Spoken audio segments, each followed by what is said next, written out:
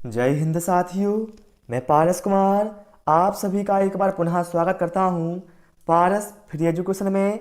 साथियों, आज मैं शिक्षक भर्ती एग्जाम के लिए गणित के ऐसे महत्वपूर्ण प्रश्नों को लेकर आया हूं जहां से आपको एग्जाम में प्रश्न देखने को अवश्य मिलने वाले हैं। इसलिए आप सभी लोगों से रिक्वेस्ट है, इस वीडियो को आप कंप्लीट देखें। सारे सवालों को आसान भाषा में ट्रिक और कॉन्सेप्ट से बताने वाला हूं। ठीक है, तो बिना समय गवाए शुरू करते हैं भाई प्रश्न क्रमांक 1 से। यहां पर कहा गया है प्रश्न क्रमांक 1 में, एक बहुभुज के अंतः एवं बाह्य कोणों का अंतर 60 अंश है तो बहुभुज में भुजाओं की संख्या क्या होगी। जब भी आपको ऐसा क्वेश्चन आए और आपको भुजाओं की संख्या निकालना पड़े तो आप कैसे निकालेंगे। आपको क्या करना है, 360 लिखना है और जितना अंतः एवं बाह्य कोणों का अंतर है उससे आपको भाग लगाना है। तो यहां पर अंतर कितना दिया है, यहां पर अंतर दिया है 60, तो हम 360 में 60 से भाग लगाएंगे तो क्या होगा, 0 से 0 क्रॉस हो जाएगा और 6 से हम 36 को काट देंगे तो 6 बार कट जाएगा। मतलब हमें कितना मिल गया, 6। अर्थात जो बहुभुज है इसमें भुजाओं की संख्या 6 होगी। विकल्प ए यहां पर हमारा राइट आंसर होगा। ओके, इसके बाद हम अगला क्वेश्चन लेते हैं। देखिए, अभी आपको सवाल क्या है, बहुत सरल लगा होगा, लेकिन यही सवाल एग्जाम में आएगा और आपको फार्मूला पता नहीं होगा तो आपको ये बहुत कठिन लगेगा, है ना। चलिए, यहां पर कहा गया है, एक पाइथागोरस त्रिक ज्ञात कीजिए जिसकी सबसे छोटी संख्या 8 है। इसमें साथियों आपको क्या करना है, हर जोड़े को चेक करना होता है। मतलब जैसे पहला जोड़ा है तो इसमें क्या होना चाहिए, 8 का वर्ग धन 9 का वर्ग, ये बराबर होना चाहिए 10 के वर्ग के। क्या ये हो सकता है ऐसा। देखिए, 8 का वर्ग 64 होगा, धन 9 का वर्ग कितना होगा, 81 होगा, बराबर 10 का वर्ग 100 होगा। क्या ये आपस में बराबर हो जाएंगे, नहीं होंगे। इसी तरह से ना यहाँ पर विकल्प बी होगा। देखिए, विकल्प सी में हो तो जाएगा, ठीक है। 6 का वर्ग कितना हो जाएगा, 36, धन 8 का वर्ग कितना हो जाएगा, 64, और 10 का वर्ग कितना हो जाएगा, 100। 36 और 64 यहाँ भी 100 और यहाँ भी 100, ये बराबर तो दोनों साइड हो जाएगा। लेकिन विकल्प सी इसलिए नहीं हो सकता क्योंकि क्वेश्चन में कहा गया है सबसे छोटी संख्या क्या है, 8 है, और यहाँ पर सबसे छोटी संख्या 6 है। इसलिए ऐसी आप गलती मत करना, ये नहीं होगा। विकल्प डी यहाँ पर हमारा राइट आंसर हो जाएगा।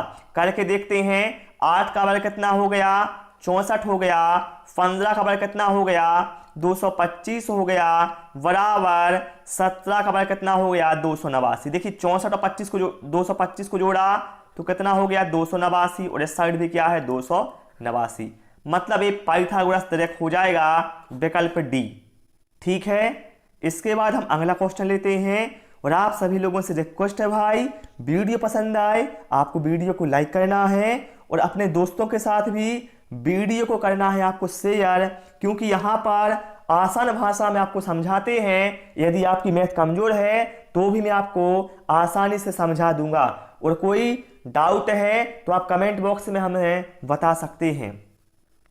एक सरल रेखा पर स्थित बिंदुओं की संख्या कितनी होती है। मान लीजिए कोई एक सरल रेखा है तो बताना है इस पर कितने बिंदु हो सकते हैं। तो देखिए भाई, ध्यान रखिएगा, कोई भी सरल रेखा बिंदुओं से मिलकर बनती है। अर्थात हम कह सकते हैं एक सरल रेखा पर अनंत या असंख्य बिंदु हो सकते हैं। विकल्प सी यहां पर हमारा राइट आंसर होगा।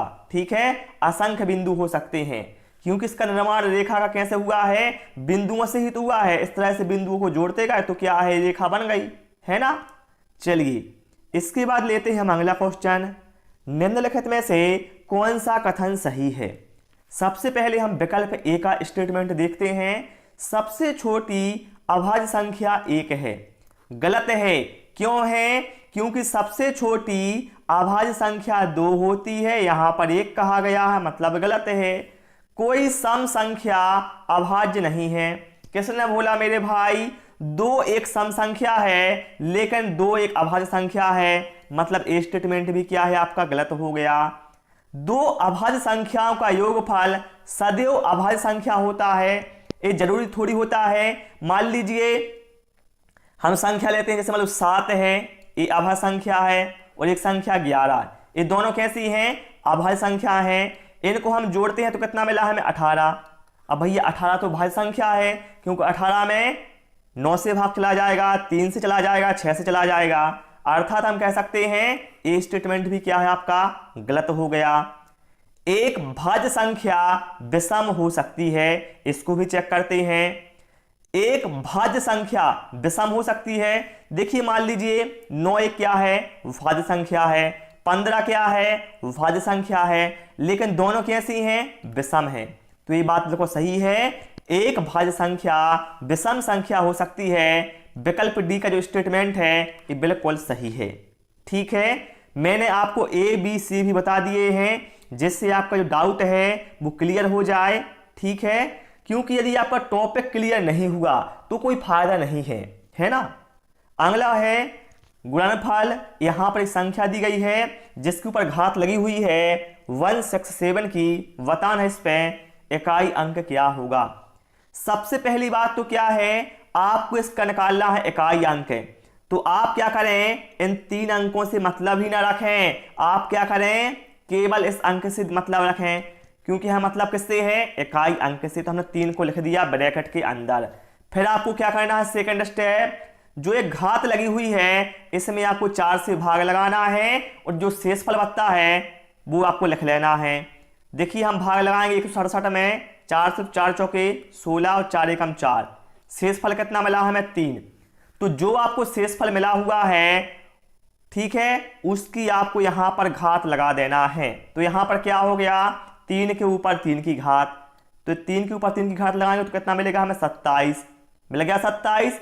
अब बताएं आप, जो 27 आपको मिला है इसका इकाई अंक क्या होगा? तो इसका इकाई अंक 7 होगा।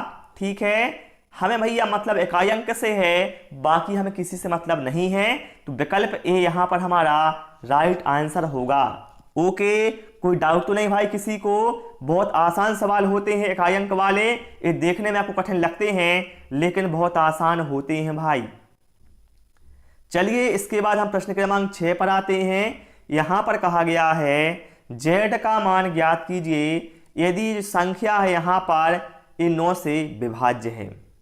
देखिए संख्या क्या है, यहां पर 4 लिखा हुआ है, फिर 1 लिखा है, फिर 7 लिखा है, फिर इसके बाद z, फिर क्या है 8। ये 9 से विभाज्य होने के लिए बताइए z का मान क्या होना चाहिए। तो ध्यान रखिएगा, 9 से विभाज्य होने के लिए उस संख्या के जो अंकों का योगफल है वह भी 9 से विभाज्य होना चाहिए। यदि हम जोड़े अंकों को तो कितना होगा? 4 और 1 5, 5 और 7 12, 12 और 8 20। कितना हो गया? 12 और 8 कितना हो गया? 20। और धन z, इसमें भाग लगाएंगे हम किसने? 9 से। अब आप लोग बताएं, 20 तो ये हो गया, z का मान क्या रख दें? मान लीजिए हम z का मान 7 रखते हैं तो कितना हो जाएगा? 20 और 7 27। 27 में क्या 9 से भाग जाएगा? 9 3 27। बिल्कुल भाई, अर्थात हम कह सकते हैं जो z का मान है वह कितना होगा? 7 होगा। विकल्प ए यहां पर हमारा राइट आंसर होगा। बाकी आप 9 को रखकर देखिए तो 20 और 9 क्या है? 29 होगा। 29 से 9 में भाग नहीं जाएगा। 3 रखेंगे तो 20 और 3 23 होगा, नहीं जाएगा। 20 और 6 26 हो जाएगा, 6 रखेंगे तो भाग नहीं जाएगा। केवल विकल्प ए से यहां पर सही बनेगा हमारा। ठीक है, चलिए इसके बाद लेते हैं हम अगला क्वेश्चन। एक भिन्न का हर अंश के 2 गुने से 1 अधिक है। अंश में 2 जोड़ने और हर में 3 घटाने पर संख्या 1 प्राप्त होती है। मूल भिन्न ज्ञात कीजिए। बहुत आसान है भाई, प्रश्न में जैसा कहा गया वैसा आपको करना है। हिम्मत मत हारें। एक नियम है भाई, यदि आपको कोई सवाल कठिन लग रहा है धैर्य रखें, आप समझदारी से काम लें, आपका जो आंसर है वो जरूर आएगा, घबराना नहीं है। अब देखिए एक भिन्न का जो हर है अंश के 2 गुने से 1 अधिक है। हमने मान लिया भिन्न का अंश क्या है? x है। अब हर क्या है? हर भिन्न के अंश से 2 गुना है, 2 गुना से 1 अधिक है तो a हो गया। ठीक है, a क्या हो गई? हमारी भिन्न हो गई। ठीक है, a हो गई पहली कंडीशन। दूसरी कंडीशन में कहा गया है अंश में 2 जोड़ने पर, तो हमने भैया अंश में 2 जोड़ा, और हर में से 3 घटाने पर, हर क्या था हमारा 2x धन 1 था, इसमें से 3 घटाने पर संख्या क्या है 1 प्राप्त होती है। ठीक है, अब क्या करो, अब तिर्यक गुणा कर दो, तो यहां कितना हो जाएगा x धन 2 बराबर 2x, यहां पर 1 में से 3 जाएगा तो कितना बचेगा, ऋण का 2 बचेगा। ठीक है, x धन 2 बराबर कितना मिल गया हमें 2x ऋण 2। अब क्या करो, आप इस x का पक्षांतर कर दो और इस 2 को इस साइड ले आओ, तो यहां पर ये 2 प्लस का हो जाएगा, तो इस साइड क्या हो जाएगा 2 धन 2 बराबर 2x ऋण x। हमने क्या किया है x का पक्षांतर कर दिया, तो यहां पर मिल गया हमें 4 और 2x में से x गया तो कितना हो गया x, तो x बराबर हमें 4 मिल गया है। अब हमें क्या है मूल भिन्न बताना है क्या है, तो वही हमारी भिन्न क्या थी x बटे 2x धन 1, तो इसमें क्या है x का मान आप 4 रख दो, मिल जाएगा आंसर आपको। रखिए मान रखिए 4, 2x मतलब क्या है 2 गुणे 4 धन 1, तो ऊपर कितना हो गया 4, नीचे कितना होगा 4 दूनी 8 और 1 9, 4 बटे 9 यहाँ पर हमारा विकल्प सी राइट आंसर होगा। ठीक है, समझ में आ गया ना सभी को। चलिए भाई इसके बाद लेते हैं हम अगला क्वेश्चन। पार्श्व आकृति द्वारा ज्ञात करें x का मान क्या होगा। देखिए जो क्वेश्चन है ये लिया गया है आपके पैटर्न से। आप लोग सोचते हैं पैटर्न क्या होता है, पैटर्न की पहचान आपको करनी होती है भाई। ठीक है, जैसे यहां पर आप देखें 3 के सामने क्या है 27 है, तो ये इनका जो मतलब कोई रिलेशन है वो कैसे बनेगा, यदि हम 3 के ऊपर 3 की घात लगाते हैं तो हमें 27 मिल जाता है ना। इसी तरह से 2 के सामने 8 है, 2 के ऊपर 3 की घात लगाएंगे तो हमें कितना मिलेगा 8 मिल जाएगा। 4 के सामने कितना है 64 है, मतलब 4 के ऊपर यदि हम 3 की घात लगाएं तो कितना मिलेगा 64 मिलेगा ना। तो यहां पर 1 के सामने क्या होगा, तो भैया 1 के ऊपर भी आप 3 की घात लगा दो तो कितना मिलेगा भैया, 1 ऐसी संख्या है जिसके ऊपर आप कितने की ही घात लगा दो आपको 1 ही मिलेगा। तो भैया यहां पर विकल्प डी हमारा क्या है राइट आंसर हो जाएगा। ठीक है ना। वीडियो को भाई लाइक अवश्य कर देना जिन लोगों ने वीडियो को लाइक नहीं किया है, और यदि आपको बाल विकास, पर्यावरण अध्ययन, संस्कृत इसके भी वीडियो देखना है आप प्लेलिस्ट में जाएं, वहां पर आपको सारे वीडियो मिल जाएंगे, बिल्कुल फ्री है यहां पर सारा कंटेंट। अगला क्वेश्चन है रिक्त स्थान के लिए कौन कौन से विकल्प सही हैं। अब देखिए यहां पर क्या है 1 ग्राम बराबर लिखा हुआ कितने किलोग्राम, यहां पर 4, देखिए यहां पर स्टेटमेंट दिए हुए हैं और इसकी बात बताना इसमें से कौन सा सही है। अब देखिए भाई आपको क्या करना है, हम जानते हैं भाई 1000 ग्राम बराबर कितना होता है 1 किलोग्राम होता है, ये तो आप सभी लोग जानते होंगे है ना। तो भैया 1000 ग्राम बराबर 1 किलोग्राम, तो 1 ग्राम बराबर कितना हो जाएगा, 1000 को हम उस साइड ले जाएंगे तो क्या है 1 के भाग में आ जाएगा, तो 1 बटे 1000 भाग और यहां पर किलोग्राम, मतलब जो यहां पर ए तो ठीक आ रहा है ए वाला। तो अब देखिए भाई जो 1 बटे 1000 है इसको हम क्या लिख सकते हैं 1 बटे 1000 को लिख सकते हैं 10 के ऊपर 3 की घात।